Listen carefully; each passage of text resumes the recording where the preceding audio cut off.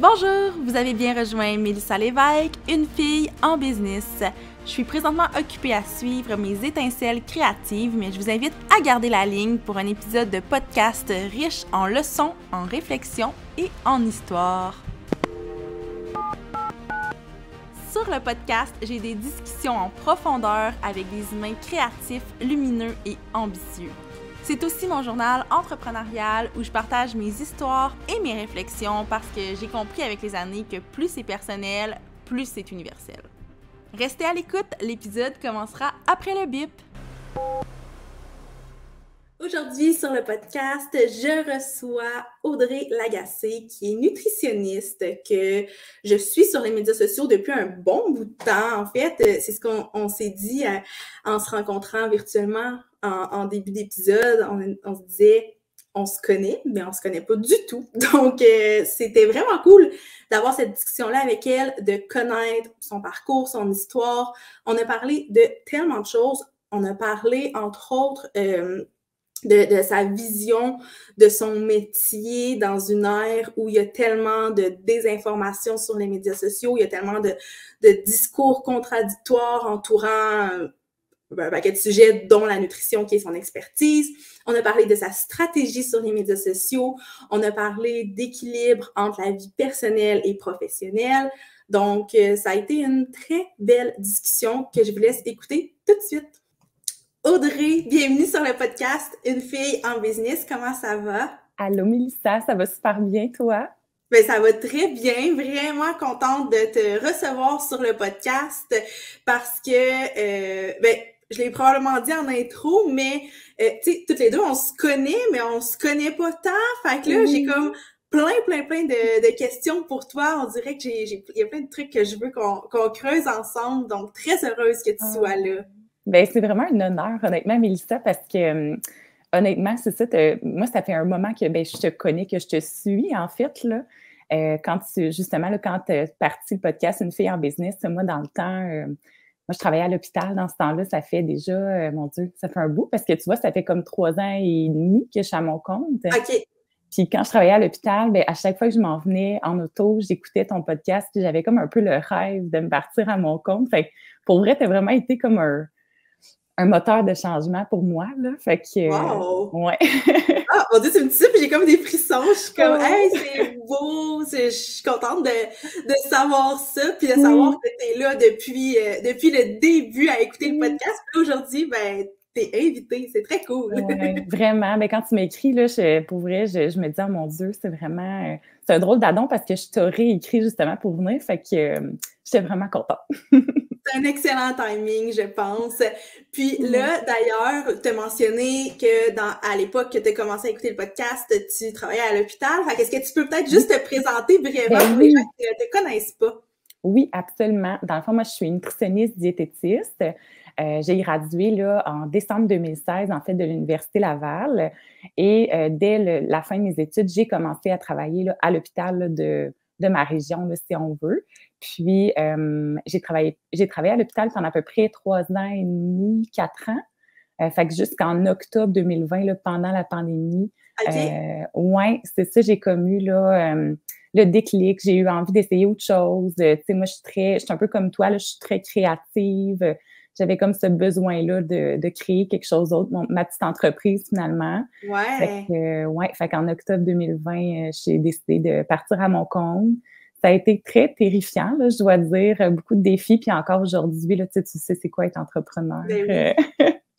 Fait que c'est ça, c'est beaucoup de défis au quotidien, mais honnêtement, je suis vraiment, vraiment contente de cette décision-là. Puis, ouais, c'est très gratifiant aussi, tu sais, de savoir qu'on vit de ce qu'on fait. Puis, ouais. Ouais. Si on retourne juste à la base, avant que tu te lances à ton compte, tu dis que tu as étudié en nutrition, tu as travaillé en hôpital, mais qu'est-ce qui a fait en sorte, qu'est-ce qui t'a amené dans le milieu de la nutrition à la base? Ça a été quoi, mettons, l'étincelle qui t'a allumé par rapport à ce domaine-là? Oui, ben moi, depuis que je suis très jeune, je sais que je veux aller en nutrition. Ben, tu sais, c'est sûr qu'il y a eu un moment où je savais pas que ça existait vraiment, tu sais, être nutritionniste. Ouais. Mais à partir du moment où j'ai compris que ça existait, là, je dois dire à peu près vers peut-être milieu du secondaire environ, là, je savais que je voulais être nutritionniste. pas nécessairement pour les bonnes raisons, j'ai envie de dire, là. OK. Ouais, à ce moment-là, j'avais pas une relation qui était très saine avec la nourriture, avec mon corps. Donc, tu sais, j'avais pas un trouble alimentaire, là, mais j'avais clairement comme une relation conflictuelle, une relation troublée avec la nourriture. Moi, je voulais vraiment comprendre comment on faisait pour perdre du poids. Tu sais, puis c'est ça, j'avais eu des périodes où c'est ça, j'essayais d'en perdre. J'étais souvent au régime, des choses comme ça. Je me pesais là à tous les jours. C'était vraiment très, très, on va dire, obsessif là, à ce moment-là. OK, je comprends, Ouais, ouais. ouais. Fait que c'est un peu ça qui m'a, tu sais, qui a fait en sorte que j'ai décidé d'aller en nutrition finalement. Fait que c'est pour ça que je dis pas nécessairement pour les bonnes raisons, mais en même temps, c'est un peu ce qui m'a amené aussi à, tu sais, à vouloir travailler plus au niveau de l'alimentation intuitive parce que c'est quelque chose que j'ai pas dit, mais je travaille avec l'approche qui s'appelle l'alimentation intuitive, qui est une approche bienveillante de l'alimentation là, qui vise justement une saine relation avec la nourriture, avec le corps. Fait que c'est ça. Fait que quand j'étais plus jeune, tu sais, je savais que je voulais aller en nutrition, mais je savais aussi que j'aimais cuisiner, mais c'était pas Ah ouais. tellement quelque chose que j'avais développé tant que ça. C'est vraiment là, quand j'étais allée à l'université que là, j'ai appris vraiment à cuisiner en écoutant aussi les émissions comme Cuisine futée, Parents pressés, des choses comme ça. Que là, je sais pas s'il y en a qui se souviennent de cette émission-là avec Geneviève Augleman, là. Oui. Mais ouais, puis à travers mes cours aussi en cuisine, c'est ça qui a fait en sorte que j'ai développé une passion aussi pour cet aspect-là. Ouais, vraiment. Ben, c'est Mmh. beau parce que, tu sais, oui, à la base, ça partait peut-être de mauvaises raisons, comme tu l'as Mmh. dit, mais au final, probablement qu'il fallait que tu passes par là pour justement venir corriger peut-être ton rapport à l'alimentation au final, là. Ouais. Ouais, vraiment. Mais tu sais, d'ailleurs, pendant mes études, là, j'ai comme réalisé que l'alimentation, la nutrition, tu sais, c'était beaucoup plus que des nutriments, des calories, tu sais, qu'on mangeait pas juste pour nourrir notre corps de façon plus, j'ai envie de dire fonctionnelle, là, tu sais, plus de façon en termes de nutriments, mais qu'il y a un aspect aussi psychologique à, tu sais, autour de ça. Tu sais, on mange pour créer des souvenirs, on mange aussi pour Mmh. avoir du plaisir. Fait que c'est pour ça que l'approche pour moi fait vraiment du sens aujourd'hui comme Ben, totalement, je nutritionniste. comprends donc. Oui, vraiment. Puis par la suite, tu sais, est-ce que bon, là, tantôt, tu as mentionné que tu écoutais le podcast, fait que ça t'a un peu Oui. éveillé à l'entrepreneuriat, mais est-ce que tu avais déjà un peu cette petite flamme-là dans toi qui se disait qu'un jour, tu allais travailler à ton compte ou c'est vraiment arrivé plus tard dans le parcours? Mmh. C'est une bonne question parce que je pense que je voulais depuis un moment partir à mon compte. Tu sais, j'ai toujours eu un peu, comment je pourrais dire ça? Tu sais, je me souviens quand j'étais jeune, je disais à mes amis, on pourrait se partir telle entreprise, ça, tu sais, un peu Ouais. à la blague, si on veut. Mais je pense que j'avais un peu ce désir-là quand même d'entreprendre quelque chose. Est-ce que j'ai toujours eu cette fibre-là? Je suis pas certaine, là, c'est dur à dire pour moi, mais clairement, là, dans mes années, tu sais, même, j'ai envie de dire peut-être après 6 mois là, que je travaillais à l'hôpital, là, je savais qu'il y avait comme probablement autre chose là, qui pouvait s'ouvrir à moi, c'est plus quelque chose de créatif, parce que ce que je faisais à l'hôpital, tu sais, c'était moins, ben c'est ça, tu sais, il y avait moins l'aspect créatif, c'était plus, tu sais, on sait c'est quoi, là, tu sais, être encadré par, ben c'est ça, un certain cadre, on n'a pas la liberté qu'on veut, puis c'est vraiment ça que je voulais. Puis, fait que c'est ça. Puis quand j'écoutais tes podcasts, tu sais, avec les invités, puis ça, je me disais, ah mon Dieu, moi aussi, j'aimerais tellement ça, être plus libre de mon temps, décider des projets que j'ai envie d'entreprendre. Parce que c'est aussi ça, tu sais, c'est ça qui est le fun en étant entrepreneur, c'est qu'on peut nous-mêmes décider de qu'est-ce qu'on veut faire. Ouais.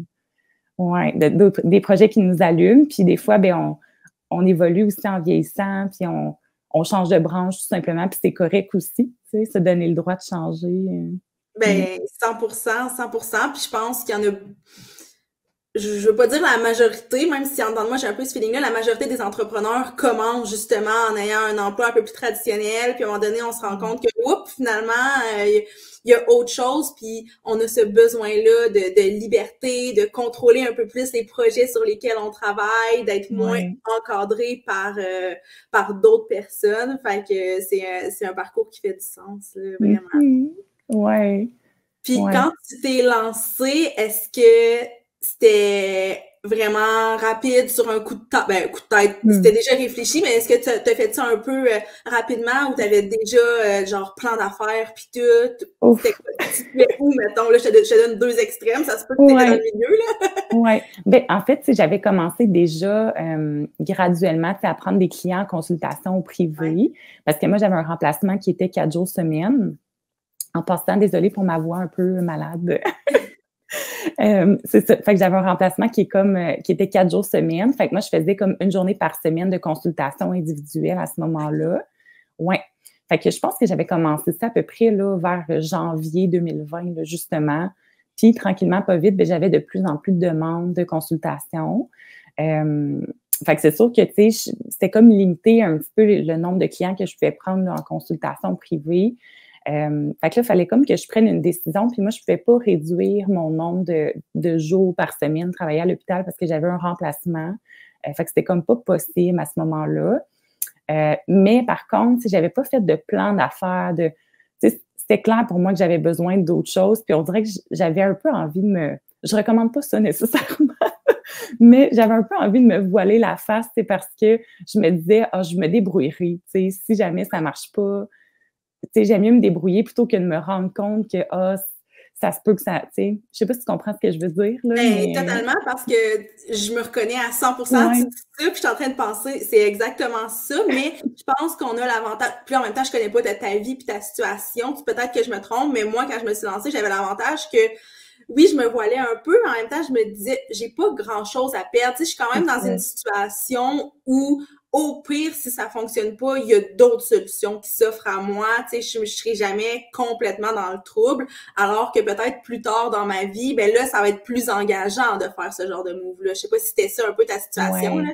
Ben, c'était exactement ça, comme tu le dis, tu sais, parce que, ben, tu sais, moi, j'ai pas d'enfant, puis ça, puis à ce moment-là, j'étais en appartement, fait que je me disais, c'est quoi le pire qui va arriver, tu C'est sais, c'est que je retourne à l'hôpital, c'est que, tu sais, je sais qu'il manque de nutritionniste, fait qu'au final, c'est pas grave, là, tu sais, il va toujours avoir des emplois, puis, fait que, tu sais, comment ça s'est fait, en fait, c'est tellement spontané, c'est juste qu'un matin, je me suis dit, bon, ben là, c'est là que ça se passe, tu sais, faut que je fasse faut que je fasse un move. Puis j'ai juste appelé mon patron pour dire que j'allais donner ma démission finalement. Puis wow.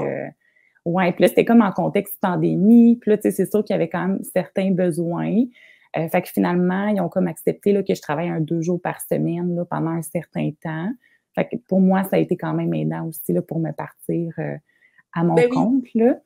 Mais c'est sûr que les premiers temps, là, tu sais, je me souviens que la première journée, quand j'étais vraiment à mon compte, je me disais, bon, qu'est-ce qu'on fait? Tu sais, c'est quoi les tâches? Tu sais, qu'est-ce qui se passe? Fait que, Ben, je suis contente que tu en parles parce qu'on dirait que quand on regarde sur les médias sociaux ou qu'on écoute des histoires d'entrepreneurs, on dirait que, tu sais, jour 1, tout le monde est super occupé puis c'est oui, exactement quoi faire. Mais moi aussi, là, je me rappelle, la première journée, j'étais comme, OK, je suis libre, donc faut que j'en profite, tu sais, avec des activités autres que la business.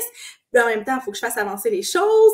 Fait qu'on dirait que oui, c'est comme cette première journée puis ces premières semaines-là, c'est un peu bizarre. Tu sais, on sait pas vraiment, vraiment qu'est-ce qu'il faut faire, là. vraiment. Non, mais c'est vrai, tu sais, tu te fais une to-do list, puis tu presque rien dessus, mais tu te dis, OK, c'est quoi, tu sais, les étapes dans le fond? Tu sais, il n'y a pas de mode d'emploi de, bon, Mais mais non. faut que tu fasses telle chose, telle chose, telle chose. Puis c'est un peu pour ça que moi, j'ai décidé de faire un cours là, en lancement d'entreprise après ça, parce que je me suis rendu compte à quel point je connaissais rien, là, tu sais. Ouais. Fait que, puis ça m'a vraiment aidée, là, honnêtement. Ah ouais, hein? Ouais, Fait que ça, tu ouais, l'as fait tout de vraiment. suite quand tu t'es lancée, dans le fond, dans les mois qui ont Ouais, suivi? ouais, exactement. Là, si je me trompe pas, il me semble que ça a commencé aussi en octobre, là, fait que ça tombait pas OK. mal. Ouais, c'est ça, au même moment où je suis partie, là. Fait que c'est un cours de 12 semaines. Fait que c'était vraiment bien, là, honnêtement. Tu sais, on apprenait vraiment tout sur les finances, tu sais, comment bâtir un plan d'affaires. Bref, c'était assez complet, là. Fait que, Ah wow, ouais, c'est intéressant. C'est vraiment cool. Puis ouais, c'est encore une fois un bon timing pour que tu aies fait bah, gars, je me lance, mais oui, au moins j'ai ça qui va vraiment venir m'informer sur comment la rallonger, la to-do list, qui a presque rien oui, au jour 1, là. exactement. Oui, c'est ça. Ouais, exact. Puis Mais, est-ce ouais. que tu peux nous parler un peu aussi de là, maintenant, c'est quoi ton offre, c'est quoi ton modèle d'affaires qui a quand même évolué à travers les années, là? Oui, ça a quand même vraiment évolué, honnêtement. Là, en ce moment, j'offre de la consultation individuelle encore. Je dis encore, là, mais je compte encore en offrir, là, mais c'est juste parce que ça a diminué un petit peu mes disponibilités là, avec le temps, étant donné que j'ai augmenté là, mon offre de service. Oui. J'offre aussi un programme de groupe. Fait que ça, c'est quelque chose que ça faisait longtemps. Mon Dieu, ma voix, c'est épouvantable. Fait que ça faisait longtemps que je voulais l'offrir. Fait que je suis vraiment contente aussi. Je fais maintenant des ateliers culinaires aussi dans les écoles. Fait que là, j'ai eu un beau contrat, là, justement, là, de janvier jusqu'à la fin avril. OK. J'offre là, presque 50 ateliers culinaires dans des écoles. Fait que c'est vraiment le fun. Wow! Oui, Félicitations, c'est très vraiment, cool. merci. Je suis vraiment contente. Puis j'espère vraiment qu'il va y avoir d'autres écoles aussi qui vont vouloir offrir ce genre de service-là. Parce que je pense vraiment que c'est dès qu'on est jeune, qu'on apprend Oui, autant au oui. niveau des saines habitudes de vie que apprendre à cuisiner, tout ça. Fait que ça, j'espère vraiment que ça va être quelque chose qui va pouvoir continuer dans le futur. Sinon, j'ai aussi un cours sur la planification des repas parce que pour moi, c'est super important d'aider les gens autant à avoir du plaisir à manger qu'à cuisiner, à rendre ça sain. Fait que c'est pour ça que ça passe par la planification des repas aussi. Fait que j'ai décidé de créer un cours, là, ce qui est vraiment enregistré. Puis sinon, ça ressemble pas mal à ça. Je fais un petit peu de création de contenu culinaire là, de temps en temps, mais c'est pas quelque chose qui prend là, la majorité de la place. Puis j'offre aussi un service de conférence, c'est vrai. Des conférences en entreprise, dans les écoles aussi. Fait que ça, c'est quelque chose que je fais assez régulièrement aussi. OK, wow, c'est cool. Ouais. Je savais pas. Je savais un peu, c'est ça, programme, le Ouais, cours, consultation, mais c'est très hot pour ouais. toutes les autres opportunités aussi qu'il y a autour de ça. Puis tu dirais qu'en ce moment, c'est quoi le service principal qui est le plus peut-être Ouais. en demande, qui occupe le plus tes journées au final? Ben là, si, mettons, on regarde, il y a 3 mois, je t'aurais dit plus les consultations individuelles. OK. Mais là, en ce moment, c'est plus les ateliers culinaires là, qui me prennent plus de temps ouais, OK. dans mon quotidien. Là, fait que j'aime vraiment ça. Ouais, Puis, je suis curieuse, ça ressemble à quoi un peu, mettons, ces ateliers culinaires-là? Est-ce que tu veux nous ouais. en parler? Ben Je veux oui, pas, ben oui, c'est top certainement. secret, c'est correct. Non, non, non, il n'y a rien de secret là-dedans. Dans le fond, une journée d'atelier culinaire, c'est que, ben, moi, je vais faire l'achat des ingrédients, fait que je détermine c'est quoi les recettes qu'on va faire. Fait que c'est sûr qu'on j'essaie d'aller vers des recettes qui sont autant nutritives, tu sais, qui développent aussi la motricité, tu sais, pour les jeunes, parce que c'est les jeunes du primaire, là, dans le fond, qu'on va faire les OK. ateliers en ce moment. Ouais. Ensuite de ça, ben, une fois que l'achat est fait, des fois, il y a un peu de pré-préparation à faire. Fait que ce que je veux dire, hey, mon Dieu, excuse-moi ma voix, je vais juste prendre une petite gorgée d'eau. Ben oui, vas-y, c'est bien correct. On va s'en sortir. Ben oui. Tu sais, je manque jamais de voix, mais là, aujourd'hui, c'était comme ça. Fait que c'est ça. Fait que je fais un petit peu de pré-préparation. En fait, ce que ça veut dire, c'est que je vais couper des fois là, des légumes, je vais laver, par exemple, des fruits, des choses comme ça, pour que ça se distribue bien aussi là, pour chaque équipe là, et tout ça. Ensuite de ça, ben là, j'arrive là-bas, puis là, je viens vraiment tout installer. Là, l'école a déjà en place là, tout ce qu'il faut là, pour faire la coupe des aliments, pour faire Ouais. les planches à découper, tout ça. Ils ont tout l'équipement finalement. Fait qu'ensemble, là, dans le fond, je leur montre comment faire la recette, je leur explique c'est quoi les ingrédients, comment couper, comment mesurer, comment cuisiner, tout ça. Puis, ben ensemble, on fait la recette. Fait que pour les plus petits, c'est sûr que c'est différent là, des plus vieux. Là.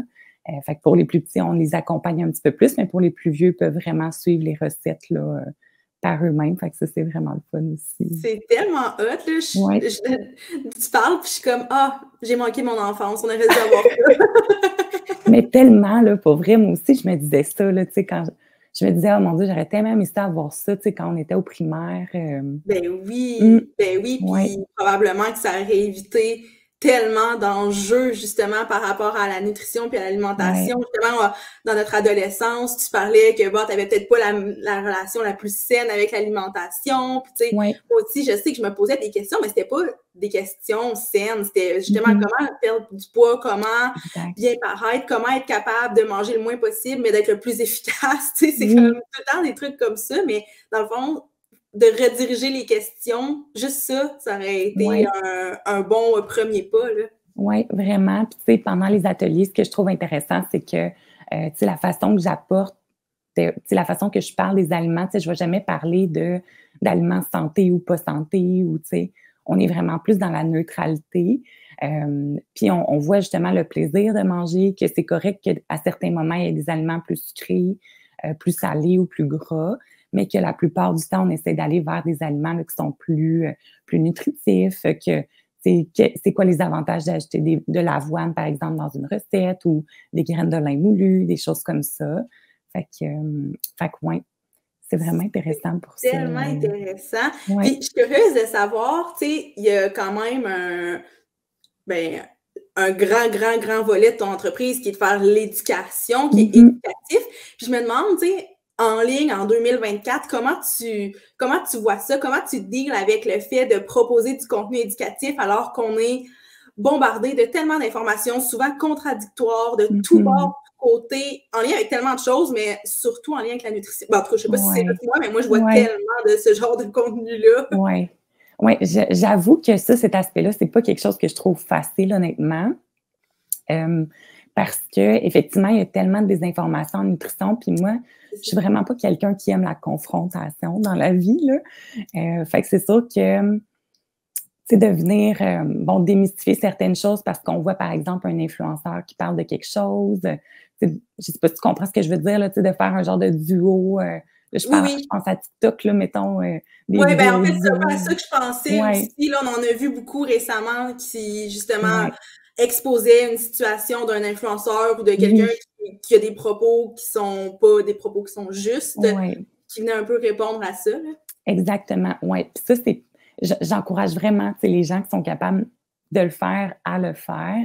Mais pour moi, c'est pas mon genre de faire ça. J'aime pas ce genre de confrontation-là. Fait que moi, je préfère vraiment comme éduquer de façon, comment je pourrais dire, plus sur ma plateforme. En même temps, ça me donne quand même des idées de contenu à créer à ce moment-là. Si je vois un influenceur qui vend, par exemple, puis on dit influenceur, là, mais rien contre les influenceurs du tout. Là, tout le monde est un peu influenceur à sa façon, de toute façon. Là, quand on parle d'influenceurs, on ne parle pas nécessairement de gens qui ont des milliers d'abonnés. Ça peut être quelqu'un qui fait juste avoir un propos, puis tout d'un coup, tout le monde a consommé cette seule vidéo-là. Tout le monde est un peu influenceur. Oui, c'est ça, exactement. Mais dans le sens où, disons qu'il y a quelqu'un qui vend des suppléments, détox, quoi que ce soit, moi, je vais peut-être plus orienter mon contenu de la semaine sur justement les mythes de la détox et tout ça. Fait que je vais plus de cette façon-là, plutôt que de façon là, à confronter, là, comme je le disais. Ouais. Fait que c'est la façon que je préfère. Puis, j'aime mieux comme apporter ça de façon un petit peu plus positive que, je sais pas. À travers le temps, ça a changé aussi ma façon de partager mon contenu, là, j'aimerais dire, là. Ah ouais, hein? Parce qu'au début, tu étais dans cette confrontation-là ou c'est... Oui, j'étais beaucoup, dans le anti-diète, beaucoup dans le... on dirait que j'en voulais comme à la société de nous partager autant d'informations axées sur la culture des diètes, puis tout ça, j'étais beaucoup... je voulais que les gens comprennent que ça n'a pas de bon sens, nous mettre dans la tête qu'il y a comme juste un standard de beauté, puis tout ça, fait que j'allais vraiment plus de façon...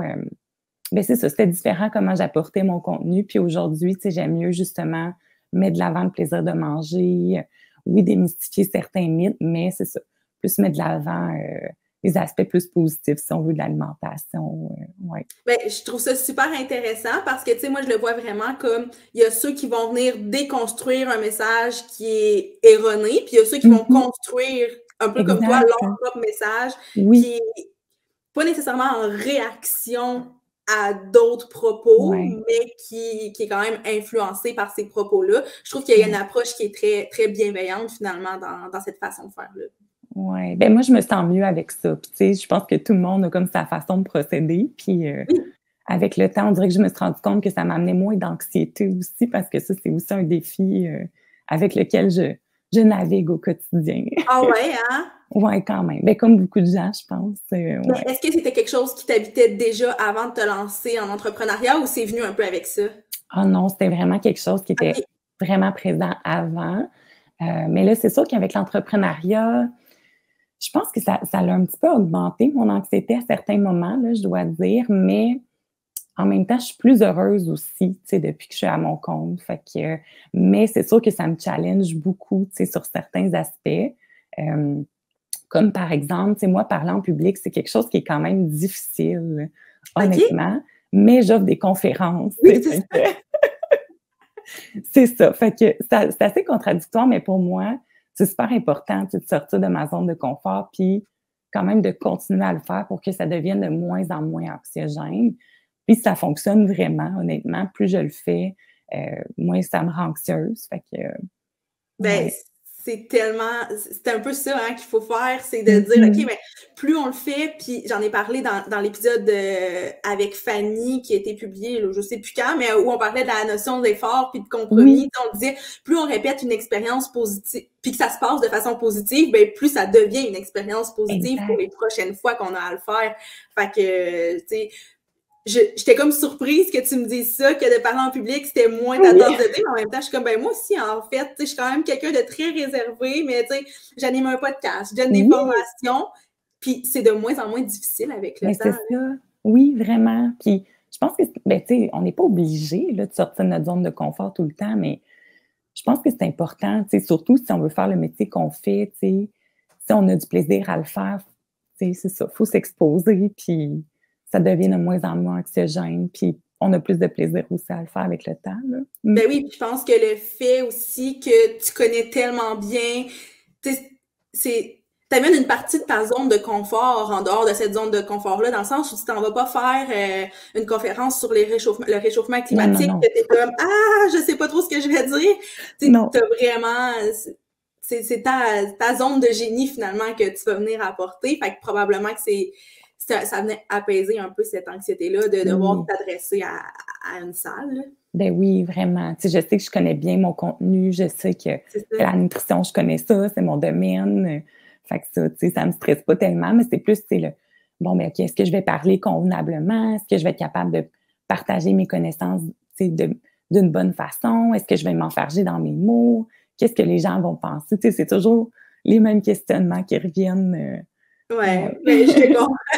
Depuis le début du podcast, je t'écoute parler, puis je suis comme, on n'est juste pas dans le même domaine, mais sinon, Oui, on a un parcours qui se ressemble, on a des enjeux, des défis qui se ressemblent. Je suis comme, ouais. OK, ça fait du bien aussi de pouvoir échanger avec d'autres personnes qui, justement, sont pas, tu sais, je suis beaucoup en contact avec des gens qui font à peu près la même chose que moi, mais toi, je sais qu'on fait pas du tout la même Mais chose, puis non. pourtant, on vit quand même les mêmes choses à Oui. travers ça. Puis je pense qu'on est honnêtement beaucoup qui vivent ça, tu sais. Je pense qu'on Ben est oui. plusieurs, tu sais, qui vivent les mêmes choses. Puis, tu sais, moi, quand je me suis partie à mon compte, je sais pas si tu avais un peu ce feeling-là, Mélissa, là, mais moi, j'avais l'impression que je n'étais pas une vraie entrepreneur, tu sais. Puis même encore aujourd'hui, je regarde d'autres entrepreneurs et je me dis, ah, tu sais, est-ce que je suis une vraie entrepreneur? Tu sais, est-ce que je me sens pas comme tout le monde, tu sais, je sais pas comment l'expliquer, c'est peut-être un peu de syndrome de l'imposteur à travers ça. Mais ouais, il y a certains Ouais, moments ben, où je peux comprendre. Puis il y a aussi, moi, j'ai remarqué dans les dernières années, probablement juste parce que je suis entrepreneur que je le remarque plus, mais l'espèce de discours des gens qui sont, puis là, je mets vraiment des gros guillemets, là, mais qui sont des vrais entrepreneurs, qui vont un peu, voyons, j'ai l'anglicisme, qui vont un peu shamer les travailleurs autonomes en disant, vous n'êtes pas des vrais oui, entrepreneurs. Puis je comprends que les enjeux sont différents, je comprends que c'est différent, mais reste qu'être travailleur autonome, c'est être entrepreneur. Mais être ben entrepreneur, oui, c'est pas nécessairement être travailleur autonome. Ça oui, va juste dans un sens, mais je pense que cette espèce de discours-là, un peu culpabilisant, de faire ah ben vous n'êtes pas des vrais entrepreneurs, ça fait probablement en sorte que beaucoup de gens qui ont ce mmh petit sentiment d'imposteur-là dont tu parles. Fait ouais, je pense qu'il y a un petit travail probablement d'éducation ou de juste rendre ce discours-là un peu plus bienveillant, de faire hey, mmh qu'est-ce que ça change que je me dise entrepreneur parce que, en mon sens, on est autant entrepreneurs, ben oui, toi et moi, que la majorité ben des oui. entrepreneurs, là, au final.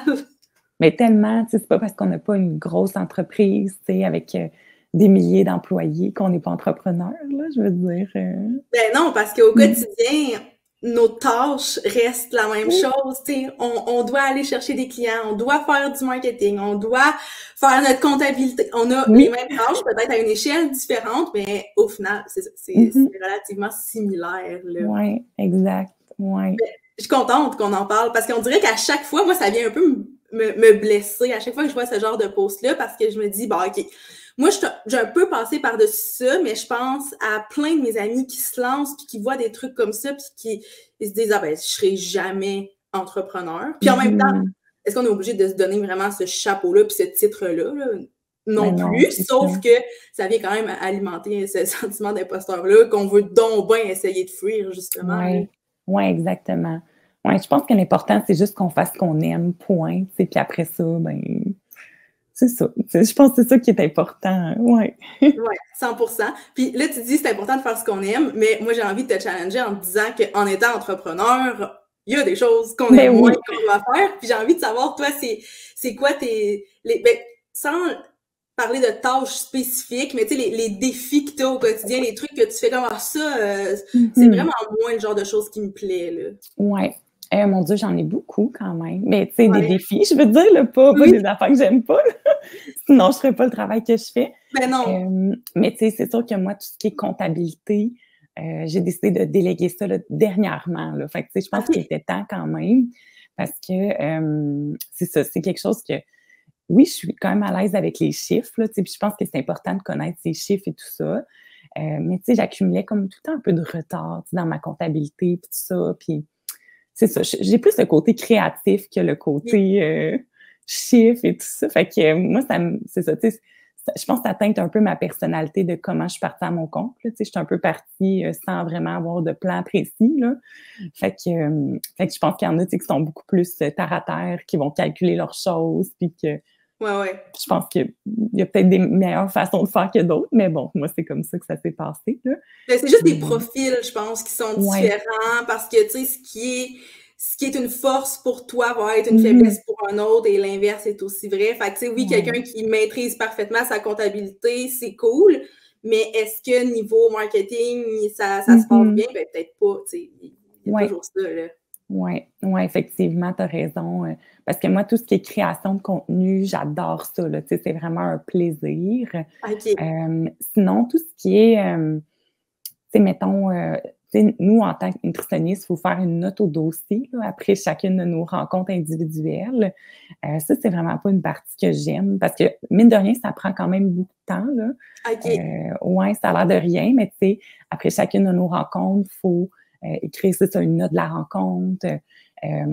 Si, mettons, il y a eu des prises de sang et tout ça, il faut prendre tout en note finalement. Il faut faire une analyse.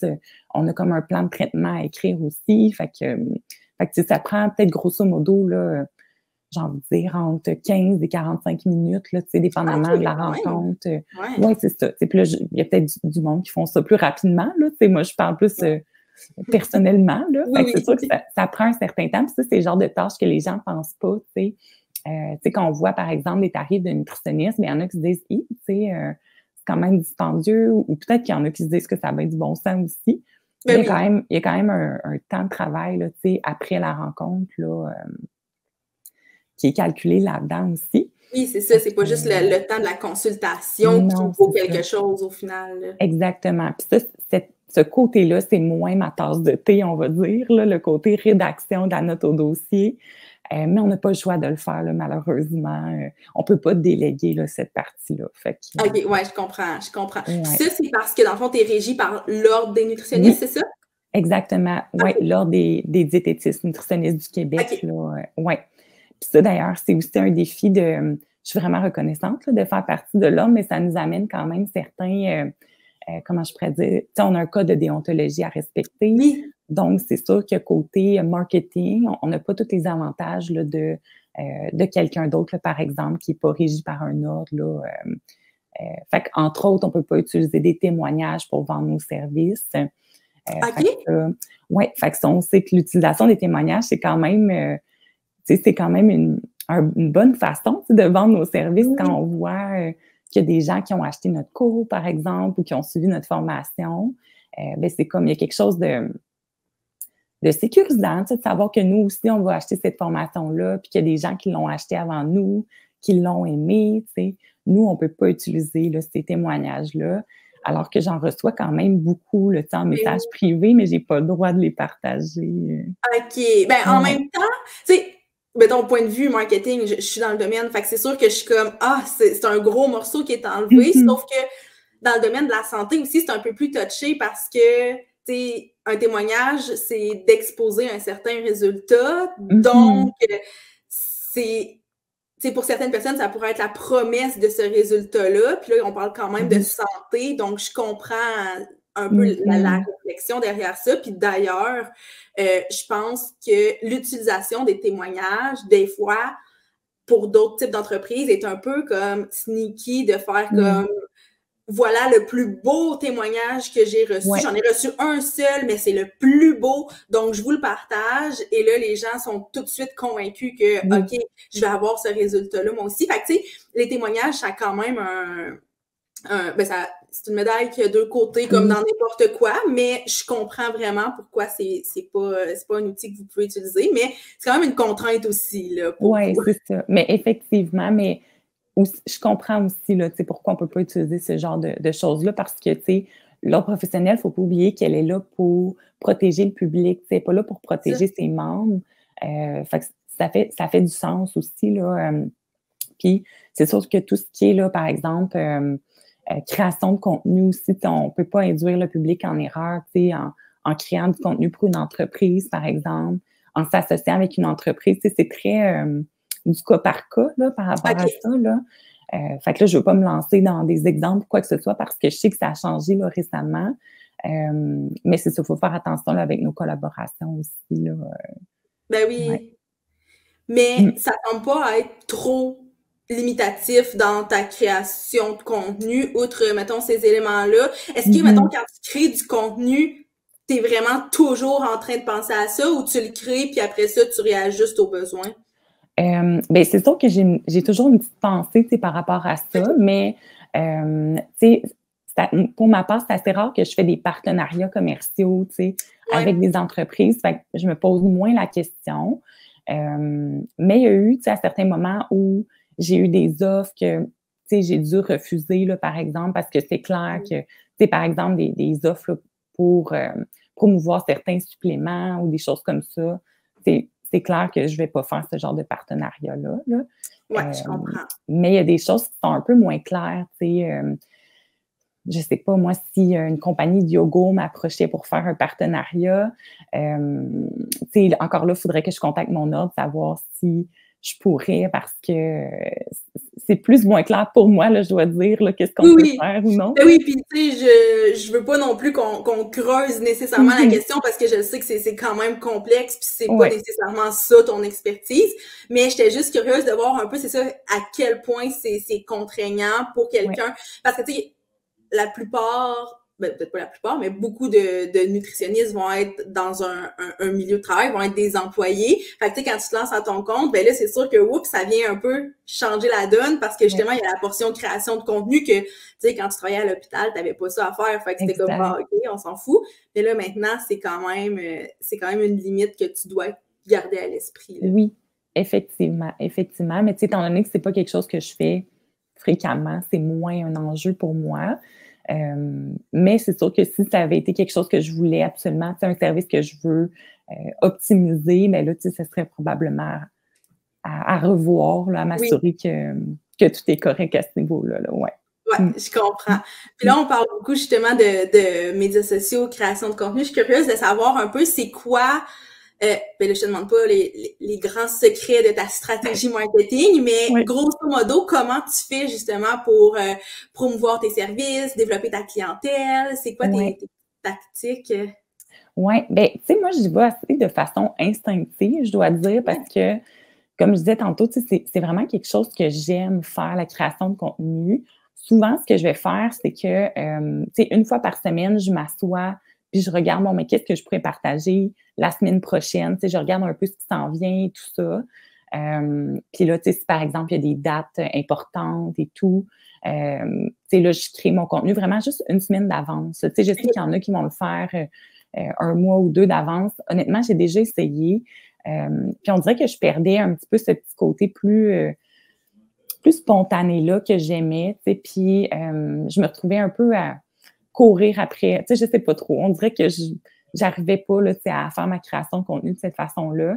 Fait que là, j'y vais plus une semaine d'avance, puis ben, un peu comme quand je fais ma planification de repas, là, tu sais, des fois, j'interchange des repas, mais tu sais, là, j'interchange du contenu. Fait que j'y vais de cette façon-là. j'essaie d'avoir un thème aussi par semaine, là. Fait que, tu sais, moi, j'ai comme des thèmes principaux, dont l'alimentation intuitive, la nutrition / alimentation plus santé, si on veut. J'ai aussi, l'aspect plus bien-être, fait qui n'est pas nécessairement en lien avec la nutrition, mais que je peux parler, par exemple, je sais pas moi, de l'activité physique, tu sais, de l'importance de prendre soin de soi, des choses comme ça. Fait que, tu sais, j'ai comme des grands thèmes comme ça. Puis après ça, j'essaie, là, tu sais, de publier au moins 3 fois par semaine. Fait que moi, mes journées, là, si on veut, pas de planification, excuse-moi, où je partage mon contenu, c'est vraiment le lundi, mercredi, vendredi. Fait que moi, j'ai ces journées-là fixes en tête. Puis j'essaie de sortir toujours une publication, là, ces journées-là. Puis le jeudi, j'ai comme une vidéo là, qui revient à chaque semaine, qui est comme des bons spéciaux. Là, fait qu'à chaque semaine, je partage c'est ça, les bons spéciaux de la semaine. Puis je donne des idées de recettes aussi à partir de ces spéciaux-là. Fait que pour aider les gens justement à bien manger à faible coût. Fait que ça, c'est vraiment quelque chose que j'aime aussi. Fait qu'en dehors de ça, je fais comme 3 autres publications. Là, ouais.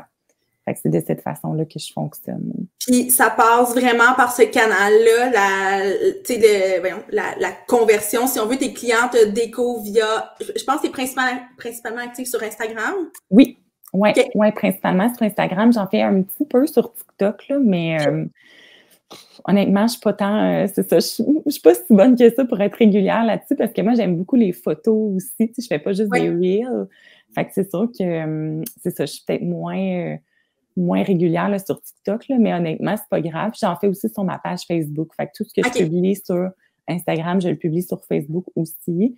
Je sais que c'est peut-être pas la meilleure stratégie. Il faudrait que je revoie ça. Là. Je suis pas la meilleure côté médias sociaux non plus. Là. Je fais comme de mon mieux, si on veut. Mais non, mais si ça fonctionne pour toi, puis si c'est efficace, tu sais, on n'est pas là pour juger ou quoi que ce soit une stratégie, c'est plutôt pour s'inspirer, je pense. Tu sais, je pose la question vraiment dans cette optique-là parce que je réalise, ça fait longtemps que je suis consciente de ça, mais tu sais, il y a autant de possibilités stratégiques qu'il y a d'entreprises, puis on fonctionne tellement pas tous de la même façon, puis des fois, on gagne à découvrir un peu comment les autres fonctionnent pour faire, OK, moi, ça marche pas en ce moment, mais Audrey, c'est ça qu'elle fait, je pourrais peut-être m'en inspirer un peu pour voir comment ça pourrait s'appliquer à mon cas, ou peut-être je pourrais m'inspirer un peu de la stratégie d'Audrey, puis un peu d'une stratégie de quelqu'un d'autre, c'est comme ça qu'on bâtit un peu notre propre stratégie, je crois, là. Oui, je pense aussi, honnêtement, là, puis, tu sais, justement, je me souviens quand j'ai commencé à faire la création de contenu, tu sais, pour vraiment, vendre mes services, pour me faire connaître, pour partager aussi mon savoir en nutrition. Je me souviens que j'étais très rigide, dans ma stratégie, que c'était comme, il faut absolument que ce soit ça, ça, ça. Puis, tu sais, mettons que je me sentais pas bien une journée, là, si j'avais prévu une publication que je parlais de l'importance de je sais pas quoi, là, tu sais, mettons, c'était super positif. Puis là, moi, je sais que je filais pas bien aujourd'hui. J'étais comme rigide quand même là-dessus, puis maintenant, j'essaie d'aller, c'est pour ça le petit côté plus intuitif, là, j'ai envie de dire, si je file pas bien une journée, mais je m'autorise à pas partager cette journée-là, ou tu sais, ou à changer mon contenu peut-être pour être un petit peu plus authentique, parce que pour moi, c'est quand même quelque chose qui est important aussi, même si ça reste que tu sais, je me verrais pas, là, faire une story en pleurant, ou tu sais, je pense que tu comprends ce que je veux dire, là. Oui. Je pense que c'est quand même important de rester transparent à travers les médias sociaux. Fait que c'est ce que j'essaie de faire aussi, quand même.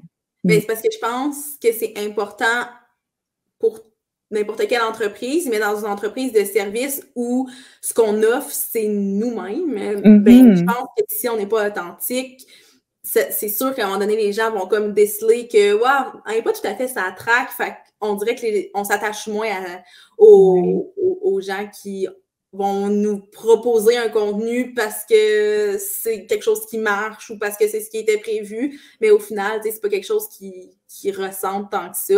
Fait que je pense que c'est une bonne chose à garder à l'esprit, de dire, regarde, je m'autorise, comme tu dis, à bifurquer si c'est pas une bonne journée pour faire ce genre de contenu-là, puis c'est correct, tu sais, faut pas se donner un break des fois.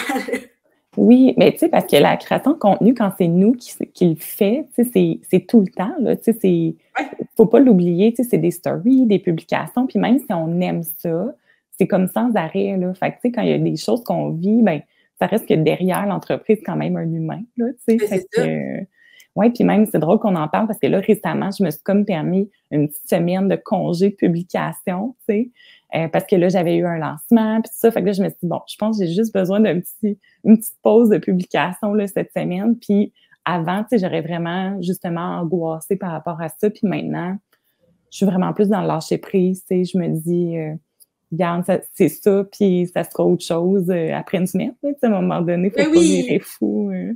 exactement. Puis je trouve ça intéressant aussi que tu abordes le fait que derrière l'entreprise, ben, il y a un humain. Puis je veux savoir comment tu deals avec ça, toi, l'espèce de ben, équilibre ou pas, l'harmonie un peu entre la vie personnelle et Ouais. professionnelle.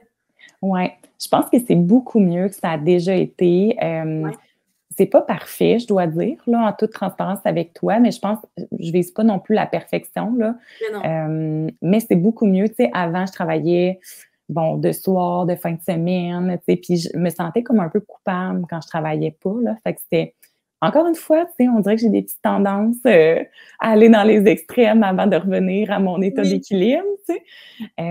Mais maintenant, tu sais, on dirait que comment je pourrais dire? Tu sais, j'ai un meilleur équilibre, du moins, là, avec mon quotidien, là. Fait que, tu sais, je sais qu'après une certaine heure, c'est terminé, ou je sais que quand j'ai des semaines plus chargées, ben après ça, je vais quand même essayer d'avoir des journées plus de congés et tout ça. Ce que je trouve difficile en ce moment, c'est justement de m'autoriser des congés pendant la semaine, parce que je sais que j'ai des tâches qui m'attendent, tu sais. ouais. C'est comme là, par exemple, moi, j'aime ça prendre congé pour ma fête, OK? Petit détail, là. À Ben chaque oui. année, je fais ça. Je sais qu'il y en a qui trouvent ça tellement niaiseux, mais moi, je trouve ça full important. Puis ma fête s'en vient, puis j'ai pris congé. Mais là, tu sais, on dirait qu'il y a une petite partie de moi qui anticipe parce que c'est des semaines qui sont quand même assez occupées, tu sais. Mais je pense que c'est aussi correct, tu sais, de s'autoriser à prendre congé. Ben oui. Ouais. Fait que c'est pour ça que je Ben dis c'est pas parfait parce qu'il y a quand même une petite culpabilité, mais je réussis quand même à, tu sais, fermer mes médias sociaux pendant la fin de semaine, à pas répondre aux messages, à pas regarder mes courriels. Fait que ça, je suis vraiment contente, là, avec le temps. J'ai appris à trouver cet équilibre-là, là, ouais. puis est-ce que c'est venu juste par l'expérience puis le fait que tu trouvais ça tough de travailler 7 jours sur 7? Ou Ouais. bien t'as-tu mis en place comme des outils ou quoi que ce soit pour t'aider par rapport à ça? Ouais, ben, en fait, c'est que j'avais l'impression que je décrochais jamais. Tu sais, Non? c'est comme si, ça roulait tout le temps. Puis là, tu sais, j'avais oublié de penser, à répondre à un courriel, j'avais oublié, tu sais, de telle tâche. Puis là, à un moment donné, c'est que je suis en famille, tu sais, je suis en train de faire Ouais. tu sais, j'étais à un souper avec mes amis, avec ma famille. Fait que là, tu sais, c'est important d'avoir des moments de pause aussi. Fait que là, tu sais, j'ai mis en place, par exemple, ben, tu sais, j'ai un message automatique sur mes réseaux sociaux qu'après Oui. une certaine heure, c'est un peu tannant, là, je dois dire, parce que là, tout le monde reçoit ce message-là quand il m'écrit en dehors des heures de bureau. Mais pour moi, c'est super important parce que, tu sais, ça a l'air de rien, mais par exemple, c'est quelqu'un qui m'écrit un message privé pour un rendez-vous, pour une consultation, mais moi, j'ai pas accès nécessairement à mon logiciel de rendez-vous à ce moment-là. Fait que, tu sais, je peux pas lui donner son rendez-vous, là, tu sais, pendant la fin de semaine. Sinon, ça implique, tu sais, qu'il faut que j'ouvre mon logiciel, que je lui Ouais. propose des dates et tout ça. Fait que moi, je me suis dit: «Non, je veux pas faire ça, tu sais, pendant la fin de semaine». Ça arrive des fois que spontanément, je fais des stories puis tout ça. Fait que dans mon message, ça le dit. Ça se peut que je fasse des stories, tu sais, en dehors de mes heures de bureau, mais je vais répondre juste quand je vais être de retour au bureau, là, tout simplement. Fait que pour moi, ça passe par là, tu sais, de mettre ses limites aussi, de cette Puis est-ce façon-là. que t'as désactivé les notifications Oui, aussi, puis tout ça? Ouais, hein? Ça, oui, là, mon absolument. Dieu, ça change tout, là. Ça change tellement tout. Pour vrai, là, s'il y en a qui nous écoutent en ce moment puis qui hésitent à désactiver les notifications, là, honnêtement, ça change tout, tout, tout, là.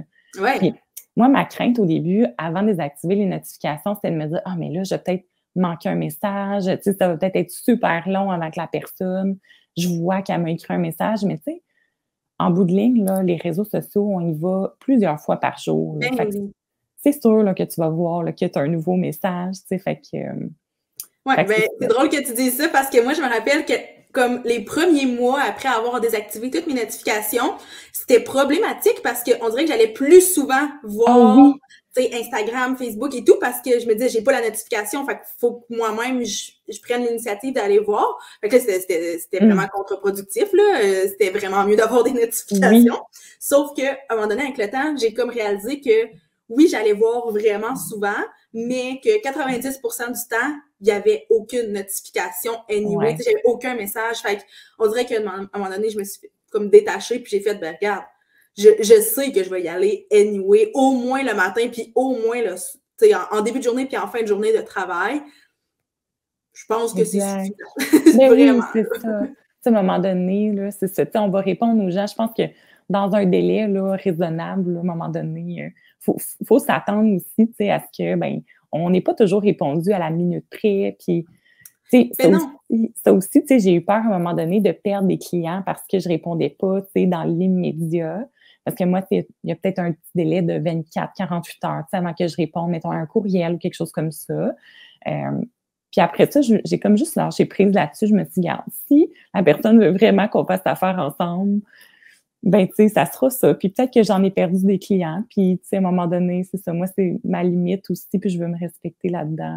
Ben oui, puis moi, je me dis, Ouais. dans ces cas-là, les clients perdus parce que tu répondais pas assez vite, ça aurait probablement été des clients problématiques si tu avais travaillé avec eux parce qu'il y Peut-être. aurait tout le temps, tu sais, ce serait attendu à ce que tu répondes super rapidement tout le temps. Il aurait peut-être essayé d'en obtenir plus que ce que tu es capable Oui, d'offrir ça dans se peut. n'importe quoi. Fait que, tu sais, des fois, tu dis, bah, c'est peut-être une bonne chose qu'il se soit éliminé naturellement un peu, Oui, là, exact. de ta liste. Puis après Oui, ça, ben, tu travailles avec des gens qui le savent que tu vas répondre, mais tu sais, un délai de 24 à 48 heures, je veux dire. on s'entend. C'est vraiment pas la fin du monde. Puis je me rends compte aussi que les gens sont de plus en plus corrects avec ça. Ben, je me rends, non, ils sont pas de plus en plus corrects. Je me rends de plus en plus compte qu'ils sont corrects avec ça dans le Oui, sens où, tu sais, des fois, je réponds dans l'heure qui suit ou dans les, peu importe, là, dans la même journée, puis les gens, ah, réponse rapide, merci. Fait que là, je suis comme, ah, ok, mais moi, je trouve que c'est une réponse lente. oui, Toi, tu trouves que c'est une réponse rapide. Fait que ça aurait pas été grave que je te réponde juste demain matin, mais au final. oui. Oui, c'est ça. Puis je suis curieuse, Mélissa, de savoir, toi, comment tu gères ça, tu sais, l'aspect, tu sais, justement, vie personnelle, entreprise. Tu sais, tantôt, je te parlais comment que, tu sais, que bon, je désactivais mes trucs. Toi, comment tu deals avec ça au quotidien? Ben, moi, je te dirais que même si j'adore ce que je fais, j'ai quand même une bonne facilité à décrocher. Ouais. Puis je pense que ça, puis ça, c'est ce que je dis toujours à mes amis qui ont des entreprises. Je pense que c'est d'avoir d'autres choses qu'on aime autre que l'entrepreneuriat qui fait en sorte que, tu sais, on a hâte que la journée se termine, non pas parce qu'on est tanné de notre journée de travail, mais parce qu'on va passer à une autre activité qu'on aime. Ouais. Fait que moi, ça passe beaucoup par ça, ce qui fait en sorte que moi, tu sais, j'ai pas vraiment d'horaire de travail. Non, c'est pas vrai. Gros mensonge. J'ai un horaire de travail assez typique, mais de plus en plus, je me permets d'être lousse avec ça parce que dans la dernière année et demie, j'ai réalisé que moi, les après-midi, c'est très rare que je me sens productive puis que je suis Mhm. vraiment, tu sais, une tâche qui me prendrait 15 minutes va me prendre 1 heure en après-midi. Fait qu'aussi bien la faire à un autre moment. Donc maintenant, souvent l'après-midi, soit ben, on est l'après-midi actuellement au moment où on enregistre ça, fait que soit ça va être des entrevues de podcast ou tout simplement faire autre chose, puis revenir en soirée parce qu'on dirait que là, d'avoir comme coupé ma journée en deux, ça fait qu'en soirée, moi, je deviens super créative, puis tu sais, c'est rare que je vais être plus dans les tâches administratives en soirée parce que ça, je trouve ça Ouais. un peu chiant à faire passer 4 heures, là. Mais je te dirais que tu sais, c'est rendu un peu ça mon beat que j'ai trouvé. Fait que, tu sais, juste ça, ça aide. Le fait de pas avoir de notification, comme on disait, ben ça change tout pour moi parce que justement, les moments où je fais autre chose, ben je fais autre chose, puis ça sonne pas aux 2 secondes sur mon téléphone. Fait que Mhm. avoir des activités que j'aime qui sont différentes de l'entrepreneuriat, d'être très, très flexible sur mon horaire, tu sais, pour moi, c'est un gros défi dans le sens où ben, puis, tu sais, tu dis que tu écoutais le podcast depuis le début, puis je sais que, il y a quelques années, là, je disais, ah, moi, là, je travaille vraiment sur un horaire un peu de salarié parce que je fais du 8 à 4 pas mal, j'essaye de décrocher le soir, la fin de semaine. c'était efficace, mais je réalise que maintenant, tu sais, c'était pas nécessairement ça que je voulais. Fait que j'ai juste de me l'autoriser, de dire, ben regarde, cet après-midi, tu vas enregistrer un podcast, après ça, tu vas aller t'entraîner, tu vas peut-être lire un peu, puis tu reviendras travailler ce soir. On dirait que j'ai fait comme, ah, ben oui, j'ai le droit de faire ça, c'est moi la boss. Ben oui, mais puis tu dis ça, là, puis pour vrai, ça m'inspire vraiment ce que tu dis parce que moi, j'avoue que je suis encore un peu prise dans mon horaire de salarié, si on veut. Tu sais, j'ai comme l'impression qu'il faut que je travaille de 9 Oui, à 5, puis je sais pas pourquoi. Tu sais, dans le fond, ben non, on n'est mais pas obligé, tu sais. on est vraiment plusieurs hein, à être dans cette situation-là. Puis, tu sais, Ouais. moi, c'est quand même récent. Puis, je te dis pas que je le maîtrise à 100% non plus. Là. Tu sais, ça arrive qu'il y a un après-midi que je suis en train de faire du vélo stationnaire. Puis, je suis comme, mais qu'est-ce que je fais? Je suis supposée être au bureau. Puis là, je suis comme, non, non, reviens. Oui, T'as le c'est droit ça. d'être sur ton vélo une petite heure. Là, c'est pas grave. Fait que, tu sais, c'est juste de réaliser que c'est ça. C'est nous le boss. Puis que moi, le fait d'avoir catché aussi qu'une tâche, comme je disais tantôt, de 15 minutes me prend 1 heure dans l'après-midi parce que c'est pas un bon moment, j'ai fait je perds du temps vraiment. Mais Tu oui. sais, c'est pas juste une sensation de perte de temps, c'est un fait que je perds du temps. Fait que j'ai décidé que ça, c'est fini. Quand je sens qu'il y a une tâche qui s'étire puis qui prend plus de temps que normalement, je suis comme ben c'est juste pas le bon moment pour la faire. Exact. Dans certains Ouais, cas, on n'a pas le choix. On a quand même des clients, on a des comptes à rendre, on n'a pas de boss, mais il y a des choses, on a des deadlines. Mais la majorité du temps, même si je le déplace à ce soir ou à demain matin, c'est pas la fin du monde. ouais, exact. Il faut bien qu'il y ait des avantages. Tu sais, à être à son compte, c'est aussi ça, tu sais, c'est la Mais liberté c'est d'horaire. ça, c'est ça. Tu sais, moi, Ouais. il y a un bout où je me disais, ben, tu sais, dans le fond, un mercredi après-midi, même si je prends congé, les gens autour de moi travaillent. Fait que, comme, ça sert à rien, mais en même temps, c'est fun de juste faire des choses pour moi aussi, ou Vraiment. de juste, comme, ne pas travailler, puis c'est ce qui fait qu'après ça, on revient, puis en tout cas, moi, je suis souvent plus motivée, plus créative, surtout, parce que, justement, je me suis, comme, sortie de ce cadre-là, puis là, je reviens, puis je suis comme, OK, je me suis réénergisée, je me suis réinspirée, parce que, tu sais, souvent, je travaille pas, mais je vais écouter des podcasts, puis là, oups, ça va me donner des idées, puis Oui, ça, moi, je vois pas ça comme quelque chose de négatif. Tu sais, oui, ça n'arrête pas de tourner dans notre tête quand on est entrepreneur, puis oui, c'est un peu du 24/7, mais l'aspect des idées qui pop ici et là, moi, ça, je trouve ça super le fun. Fait que ça me dérange ouais. pas, mais je me développe des outils pour pas que je parte, là, tu sais, que j'ai une idée, fait que là, je m'installe à mon ordi, puis j'exécute tout ça. Je suis Ouais. comme, non, non, je prends mon sel, je peux prendre une petite note, on y revient demain matin, tu sais. Ouais. Puis c'est important de le noter, hein, parce que souvent, je Oui, sais pas si c'est comme ça, là, mais moi, avant, je me disais, je vais m'en souvenir, tu sais, je vais m'en souvenir, c'est ça que je veux, tu sais, que je veux mettre ça dans ma création de contenu. Puis là, finalement, tu sais, tu dis, c'est quoi donc que je voulais faire? C'était tellement une bonne idée, tu sais. Fait que d'avoir un petit dossier notes avec nos idées, je pense que c'est une bonne idée. ben oui, moi, souvent, là, ce que je fais, puis c'est un truc très concret, là, mais moi, je travaille avec Asana pour la Oui. gestion de projet. Toi aussi? Non, je travaille pas OK. avec ça, mais je connais plus ou moins, mais je sais c'est quoi. Ouais. Mais tu Ouais. sais, moi, souvent, pour être sûre de ne pas oublier mon idée, puis d'être sûre que demain, je vais prendre du temps, au moins pour la détailler un peu, ben ce que je fais, c'est que j'ai Asana sur mon téléphone, puis je vais venir vraiment me créer une tâche avec cette idée-là que je vais céduler pour le lendemain. Fait que là, le lendemain, j'arrive, puis j'ai cette tâche-là. Fait que je prends un petit 5-10 minutes pour là venir vraiment me poser, puis la détailler. Puis des fois, j'ai écrit des affaires que ça fait pas trop de sens. Fait que je vais venir vraiment comme clarifier l'idée. Puis s'il faut que je l'exécute aujourd'hui, je vais l'exécuter aujourd'hui, mais sinon, je vais la reporter à plus tard, mais au moins, tu sais, le squelette est là, puis l'idée n'est pas perdue au final. Oui, Fait que c'est ça. moi, au début, je refusais d'avoir Asana sur mon téléphone parce que je me disais, non, c'est du travail sur mon téléphone, j'essaie d'en avoir le moins possible, mais j'ai réalisé que c'était mieux ça que d'aller fouiller dans mes notes. Puis tu sais, des fois, je me souviens pas qu'hier soir, j'ai eu une idée puis que j'ai pris une note, puis là, je la retrouve 3 semaines plus tard, puis je suis comme, ça C'est me dit plus vrai. rien. Mais c'est vrai, je devrais faire ça moi aussi, plus d'avoir une certaine organisation autour de ça. Ouais, Ouais. ben, moi, c'est pas mal mon dada, là, toute l'organisation puis la Ouais. planification. Fait que j'essaye vraiment comme d'optimiser ça. Puis c'est ce qui fait probablement que c'est facile aussi plus de décrocher parce que, tu sais, je note tellement tout que Ouais. mon cerveau, il est pas, tu sais, j'ai pas une charge mentale entrepreneuriale qui est si immense que ça. Tu sais, oui, comme Mhm. n'importe qui, là, je suis pas complètement libérée, mais il y a quand même, il y a Asana qui joue vraiment une grande portion de mon cerveau, je te Oui, dirais. ouais, c'est ça. Mais quand tu sais que tu délègues ça, c'est comme si tu donnes ça à quelqu'un d'autre. C'est comme si tu dis à quelqu'un d'autre, ah, ben, il faut que je fasse ça, prends-le en note, puis c'est tout. Oui, c'est ça, exactement, exactement. Puis là, ben, oups, on peut l'enlever de notre tête, alors que, tu sais, quand on l'a pas mis à quelque part, on dirait que c'est tout le temps dans notre tête parce qu'il faut donc ben pas l'oublier. Puis c'est là aussi que ça crée une espèce d'épuisement mental parce que il y a comme toutes ces idées-là qui s'accumulent, en plus des tâches qu'on a à faire au quotidien.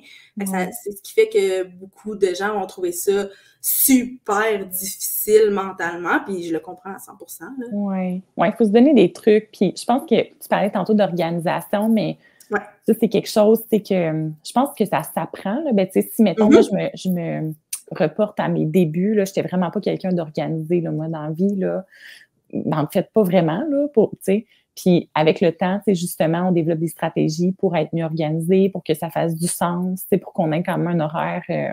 C'est ça, je pense que ça s'apprend d'être organisé, puis on ne naît pas organisé, on le devient, je pense. Là. Ah, mais tellement, parce que, tu sais, là, je le dis que c'est quelque chose que j'aime beaucoup, mais comme toi, là, moi, à mes débuts, là, ma façon d'offrir mes services, c'était zéro uniforme. Fait que ça faisait en sorte que souvent, j'étais comme, bon, je suis rendue où, là, dans mes étapes? Mais là, maintenant, j'ai vraiment des procédures. Ça sonne super plate, mais moi, je trouve ça excitant d'avoir des procédures qui font que chaque client passe par les mêmes étapes dans le même ordre. Oui. Et moi, j'exécute les mêmes étapes toujours dans le même ordre. Fait que c'est tellement rassurant, mais pour ça, on apprend un peu, on le fait parce qu'on apprend de nos erreurs ou de trucs, de petits irritants par le passé, qu'on se dit, hey, je veux plus que ça réarrive, fait que je vais trouver des outils pour venir le faciliter. Oui, vraiment. Puis c'est un peu ça aussi, être entrepreneur, tu sais, c'est des essais-erreurs. Hein, Puis c'est sûr que tu échoues à certains moments, tu sais, puis ça fait partie de la vie. Il faut comme un peu accepter que c'est ça qui va te faire évoluer aussi, je pense. Hein. Oui, ben totalement. Puis ça m'amène à une question que j'ai le goût de te poser. Là. C'est un peu plate de se faire poser cette question-là parce qu'on n'a pas le temps d'y réfléchir, mais vite comme ça, qu'est-ce qui vient à l'esprit si je te demande la plus belle ou la plus grande leçon que tu as appris depuis que tu es entrepreneur? Oh mon Dieu! La plus belle et grande leçon que j'ai appris. Ben là, c'est un peu intense. Là. Une leçon en particulier que tu as envie de partager sans que ce soit la plus belle et la plus grande. Oui. Bien, j'ai envie de dire, honnêtement, là, je pense que c'est important de faire ce qui nous rend heureux. C'est vraiment cliché, là. Mais moi, quand je suis partie à mon compte, là, il y a une de mes amies, parce que j'hésitais, là, je ne savais pas, je laissais quand même un emploi stable. Moi, je n'avais pas vraiment de gens entrepreneurs dans ma famille. Bien, mon père a son entreprise, mais c'est son père qui l'avait parti avant, puis son père, l'autre, en tout cas, bref, c'est une entreprise familiale de génération en génération. Fait que, mon père a repris ça sans nécessairement bâtir tout de A à Z, ce qui lui enlève rien. Là, on s'entend que c'est. Non, pas du tout, mais c'est juste une réalité qui est complètement. Oui, c'est ça. Exact. Là, je m'éloigne du sujet. Mais bref, ça pour dire que j'avais pas vraiment d'autres personnes dans mon entourage qui étaient entrepreneurs. Puis, quand je suis partie à mon compte, il y a une de mes amies qui m'avait dit, l'important, c'est que tu sois le plus heureuse possible. C'est que tu fasses ce que tu aimes et ce qui te rend heureux. Puis, on dirait que quand on se reconnecte à ça, je sais pas, je trouve que ça fait tellement de sens parce qu'on est souvent dans le rationnel, puis mais non, mais là, je vais peut-être manquer de sous, je vais peut-être, qu'est-ce qui va arriver si ça marche pas, puis qu'est-ce que les gens vont penser, puis dans le fond, juste se donner le droit de l'essayer, puis c'est ça, d'essayer d'être le plus heureux possible dans ce qu'on fait parce qu'on passe tellement de temps, à travailler. Mais oui. Fait que c'est ça. Je pense que c'est important d'avoir un emploi, du moins, qui nous rend heureux la plupart du temps. Parce que je pense que c'est normal d'avoir des tâches qu'on aime moins, d'avoir des moments où c'est plus difficile, mais si, un peu comme dans une relation, tu te chicanes avec ton chum, des fois, tu t'obstines, il y a des petits moments moins de fun, mais si la majorité de la relation te rend pas heureux, je pense que c'est important de, c'est ça, de m'amener faire des changements ou c'est ça, on comprend. Ah, mais je peux pas être plus d'accord. Puis, c'est souvent, probablement que toi aussi, là, c'est souvent dans les moments de doute, puis les moments plus difficiles, c'est à ça que je me ramène. Je suis comme, au quotidien, plus souvent qu'autrement, je suis contente de faire ce que je fais. Puis, ce qui est intéressant dans le fait qu'on a eu un emploi par le passé, c'est qu'on a une espèce de comparaison. Puis, moi, je me dis tout le temps, je retournerais-tu là? Non, bon, ben, OK, on va accepter les petits désagréments qui font qu'aujourd'hui, c'est une journée difficile, mais que demain, ça va sûrement être correct, tu sais. Exact. Oui, c'est ça, exactement. Ouais. C'est de vivre, c'est ça, de regarder l'ensemble de la chose, puis de aussi s'autoriser à, ben, tu sais, on en a parlé tantôt, mais s'autoriser à changer. Tu sais, ça se peut qu'à un moment donné, ce qu'on fait en ce moment, ça nous allume plus, tu sais, puis qu'on veut juste changer de domaine ou changer de, tu sais, ou même retourner à ce qu'on faisait avant. Tu sais, ça se peut là, que finalement, on se rend compte que ben, c'est ça qui va nous rendre heureux, tu sais, puis Oui, ce serait bien correct, là, tu sais, il y a pas... on est humain, on évolue, puis c'est ça. Mm. ouais, je suis d'accord, puis je trouve que c'est la parfaite façon de wrapper cette Mhm. discussion-là. Merci tellement, Audrey. Avant qu'on se quitte, est-ce que tu peux juste nous dire rapidement où on peut te suivre? Oui, ben, je suis plus active sur Instagram, comme on Ouais, disait tantôt. Fait que mon nom Instagram, c'est audreylagacé.nutrition. Sinon, j'ai une page Facebook aussi professionnelle, c'est Audrey Lagacé nutritionniste. Puis mon site web, c'est audreylagacé.com. parfait. Je vais tout mettre ça aussi dans les notes du podcast. Donc, je vous invite Ouais. à aller suivre Audrey et je te remercie beaucoup d'être venue jaser avec moi aujourd'hui. Ben, merci à toi, Mélissa.